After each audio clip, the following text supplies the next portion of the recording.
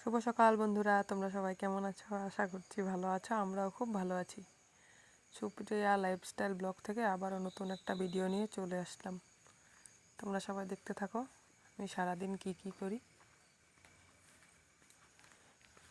আর জানো তো বন্ধুরা, আজকে ঘুম থেকে উঠে এত ফুল দেখে খুব আনন্দ লাগলো। এত ফুল, তার জন্য তোমাদের সাথে শেয়ার করলাম, দেখালাম, ঘুরে কত সুন্দর ফুল দেখছো। বাড়ি গাছ ভর্তি ফুল। এগুলো দিয়ে পুজো দিতে, ঠাকুরের আসন সাজাতে খুব সুন্দর লাগে। দেখছো কত ফুল, অনেক ভালো লাগছে ফুলগুলো দেখে, তার জন্য তোমাদের সাথে শেয়ার করলাম। ওইদিকে কাজ টাজ করে এসে রান্নাঘরে আসলাম।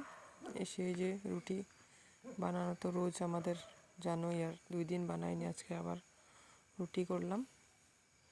আর গতকালকে যে দই বানিয়েছিলাম, তো তোমাদের সাথে শেয়ার করা হয়নি নাকি রেসিপিটা। এই দেখো দইটা আমরা তো বানাতে থাকি, বলেছি খুব সুন্দর হয়।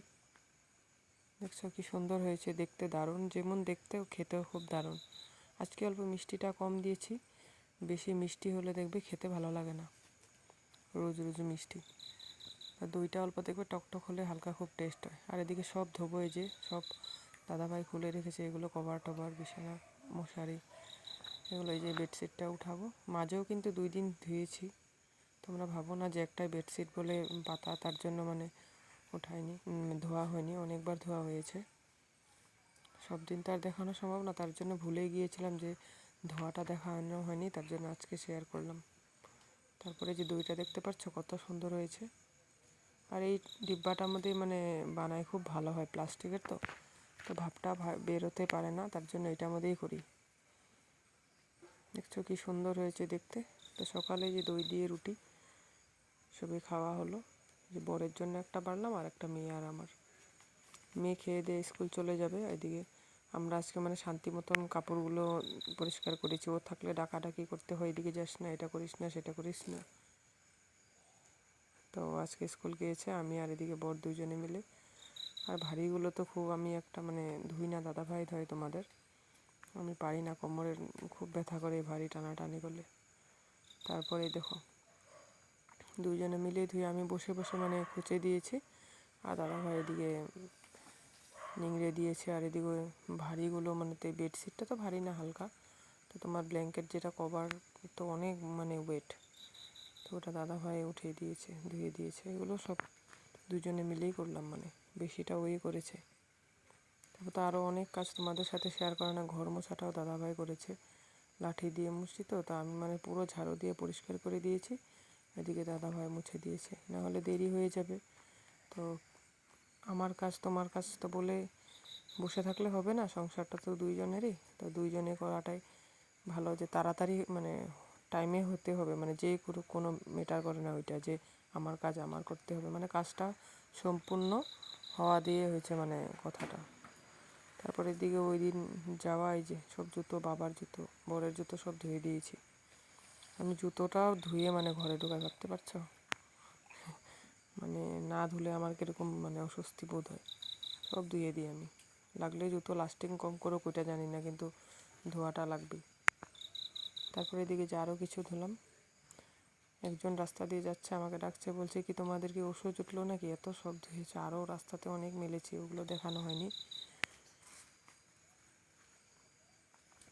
তারপরে এদিকে রান্না বান্নার জোগাড়ও করতে হবে। এদিকে সকাল সকাল 10টার মধ্যে প্রায় কাছাকাছি ধোয়া মোছা কমপ্লিট। তারপরে এদিকে ওখানে এই যে মশারিটা মেলে দিলাম। তারপরে এদিকে যে গাছের ফুলকপিগুলো আজকে তুলে নিব, না হলে এগুলো অনেক দিনের নষ্ট হয়ে যাবে না, ফুল উঠে গিয়েছে, এগুলো আর বেশি দিন থাকবে না। এই দেখো বাবা কত ঝাড়ু এনেছে। তারপরে এদিকে এই যে ফুলকপিগুলো কেটে নিব, দাদাভাই কেটে দিচ্ছে। আমি তো পোকা দেখলে ভয়ে আর ধরতে ভালো লাগে না, আর যাইও না। দাদাভাইকে বললাম এগুলো গাছ একদম গুঁড়ি পর্যন্ত উঠিয়ে দেবো, এখানে আবার অন্য কিছু চাষ করা যাবে। চাষ করা বলতে কি, প্লাস আবার এদিকে ভাত করলা গাছগুলো হয়েছে, কারকল, না হলে এগুলো নষ্ট হয়ে যাবে এই ফুলকপির জন্য। তো ফুলকপি তো আর দেখবে 12 মাস খেতে ভালো লাগে না, আর এগুলো এখন ফুল হয়ে যাবে, তো টাইম পেরিয়ে গেছে, তো এখন খেয়ে নেওয়াটাই বেটার না, তার জন্য আজকেই সব রান্না করব। তো এই যে দাদাভাই এগুলো কেটে দিয়েছে, ওগুলো গরুর জন্য রেখে দিব, গরুরও পেট ভরবে, এদিকে ফলগুলো দিয়ে মানুষেরও, সবজি দিয়ে মানুষেরও পেট ভরবে, সবারই পেট ভরবে। আর গরু এই ফুলকপি পাতা, বাঁধাকপি পাতা খেতে খুব ভালোবাসে। তো গরুর জন্য অনেক, 1 গামলা প্রায় পাতা হয়েছে, ওরও হয়ে গিয়েছে। তারপরে এদিকে আজকে রান্নাবান্না দুইজনে মিলেই করেছি, কাটাকুটিও দুইজনে মিলেই করেছি। দাদাভাই থাকলে আমার খুব সুবিধাই হয়। আর কাপড় ধোয়াটা সবচেয়ে অনেক কষ্টের ব্যাপার, জানো, কারেন্টে যা ডিস্টার্ব করে। আর প্লাস জলেরও খুব আয়রন, একদম মানে কি বলবো আর বলো।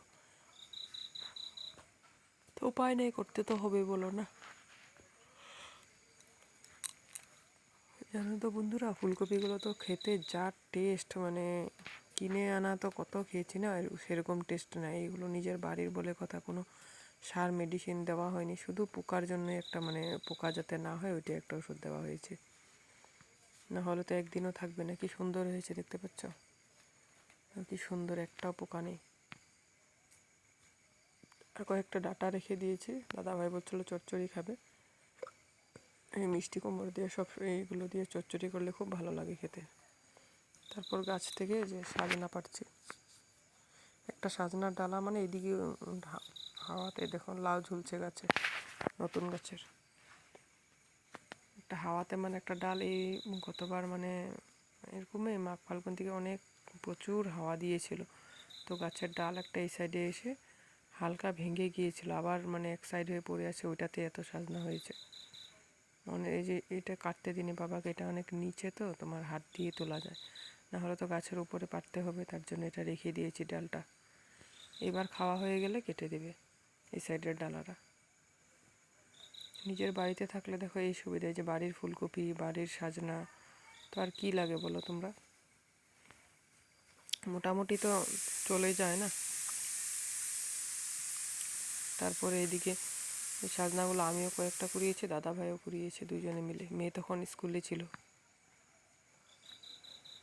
যে কোরানো কমপ্লিট হয়ে গেলে ওখানে গিয়ে আবার এদিকে কত কাপড় দেখবে, বারে বারে তো রোদও ওঠেনি, এগুলো আবার বারে বারে দেখতে হয়। আবার কাপড়গুলো ভালো করে চিপে না দিলে শুকাবে না। এই যে কাটাকুটি কমপ্লিট করে এখন ধুতে এসেছি।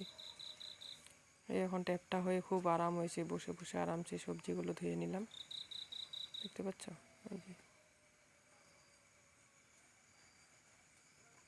এই যে ফুলকপি আলুগুলো এগুলো ভাপ দিয়ে নিব।